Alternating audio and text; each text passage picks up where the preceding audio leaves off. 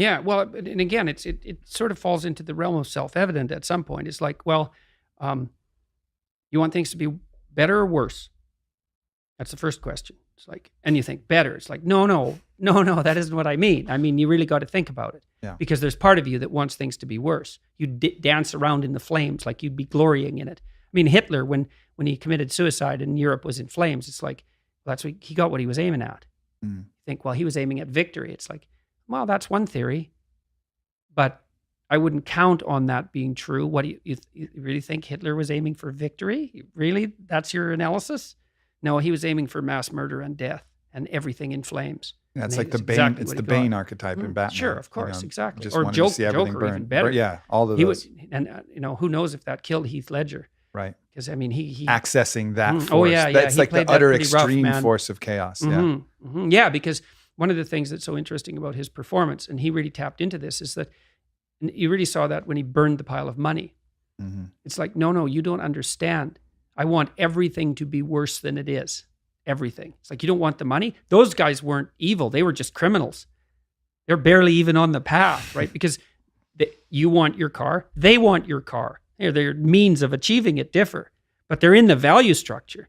And the Joker character is like, no, he's outside the value structure completely. It's no, you don't get it. I want to make an art of pain. It's even, thinking about it now, it seems like an even more extreme polarity of the devil than the usual archetype of the devil. It's usually the archetype of the devil, king of the demons, into power, likes making deals, likes bargaining. Right. That's Milton's Satan. Yeah. Right. And this Joker is actually, you can just take it even a little farther. And this is like absolutely just wants maximum suffering. Right.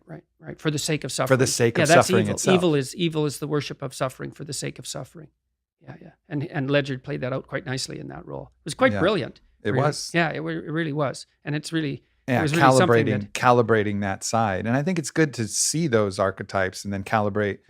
And when you have a truer understanding of the Christ consciousness, which has obviously been misconstrued in a lot of ways. And then you have these two anchors on either side and you get to understand, all right, here's the spectrum, and I think that's helpful for like orienting ourselves. Well, that's why people are so, at least part of the reason why people are so enamored of bad guys. Like, the thing about a bad guy is that he's actually more understandable than a good guy. And easier to believe in some sense. You can really believe in the existence of a bad guy. And that's a good guidepost, because if the guy that you believe in is actually bad, then that's an indication that there's such a thing as good. It's just the opposite of that. Now, what the opposite of the Joker is not so easy, because it's not Batman, right? No, and Batman knows it, and that's actually part of the complexity of that interaction in that particular movie. Is the Joker knows that Batman's not his opposite. He's not the Joker. He's not the devil incarnate. He's actually a good man, but he's no Christ. Right. And so the Joker's constantly reeling him in. Says, "You're more like me than you think." It's like, yeah, and there's no doubt about that.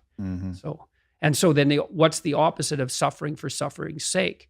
Well, love for love's sake. Well, I guess it's something like that. Yeah. You see that in the Sermon on the Mount too. I mean, as far as I can tell, the basic message of the Sermon on the Mount is something like, assume that being is good and that your role is to further that good, and that the most appropriate way to do that is to tell the truth and concentrate on the day.